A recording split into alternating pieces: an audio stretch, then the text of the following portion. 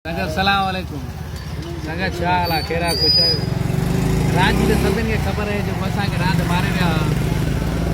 अब रांदि मारे वन साइड रांदि थी कुझु असांजी ग़लतियूं कुझु वरी हुननि जो नसीबु हुयो मारे हाल ठीकु आहे उहा ॻाल्हि त रही उते अब वरी वीडियो में पाण ॾिसो पिया चवनि पिया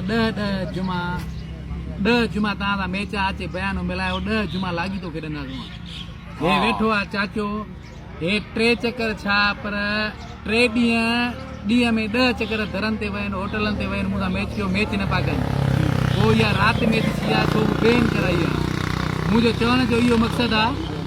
वीडियो में ॻाल्हायो न घणो वीडियो में हर भुर कूड़ था आणो माण्हुनि खे कूड़ हणी ॿुधाए था 10 जुमा खेॾंदासीं तव्हां हिकिड़ी मैच खटी आहे त ॿी रखण खां तयारु न आहियो हाणे बयानो बि ॿियनि मिलायो आहे हल ठीकु आहे उहा रही ॻाल्हि हाणे मां थो चवांव 10 जुमा मूंसां रांदि अथव सही आहे न जंहिंखे बि करणी आहे न अचे मूं वटि मुंहिंजा पैसा 50,000 ॾींदोमांसि पंहिंजे खीसे में रखे छॾे 10 जुमा तव्हां रांदा मां थो चवां केर बि अचे केर बि हाजी माको अचे न बाबा हाजी माको अचे हाजी माको असांखे मारे राज कमु आहे जंहिं कमु आहे पाण वादा कया बने था 10 जुमा तव्हां छॾंदासीं ताकी हिकु गेम में खटी आहे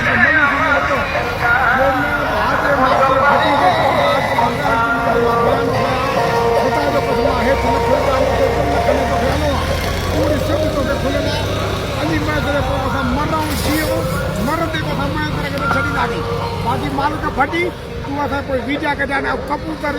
जेको आहे 10 रुपए जो माओ वठी ऐं वेठो किने खॾे में वीजे रुपियो चओ त मां मेहर में मेंदी वठण ईंदुसि यादि रखो भाउ खे पढ़ी मां पंहिंजो पुटु पढ़ी तुंहिंजो ॻोठ में मेंदी वठण ईंदो आहे 10 जुमा तोसां वाइदो आहे कबूतर ॾिठो में दम आहे त बयानो करे वीडियो ॿुधो बाबा वीडियो खोले ॿुधो चऊं था 10 जुमा 10 जुमा तव्हां वाद ॾाढी पंहिंजे खीसे में रखो तव्हां बसि ॾाढी करार बाक़ी ॻाल्हियूं न कयो घणियूं चेक करे कबूतर तूं चेक करे ॾाढी जो करार 10 जुमा खेॾंदो साईं 10 जुमा हेठि लख रुपया चओ हाजी मालिक भटी खे मूंसां मैच करे अॼु मूं राति 4 चकर वियो आहे त मां बयानो खणी मूंखे मोटा मूंखे चरियो करे छॾियईं राति में ॾंड ज़ोरी खला कई अथनि कबूतर कूड़ ते भाकुड़ा पाई वेठो आहे कुॾड़ा थो थिए 10 जुमा करे न मां चयो मां 50,000 बयान हुजां 10 जुमा जो ख़ुदा जी कसम मां छॾियां त मुंहिंजो पीउ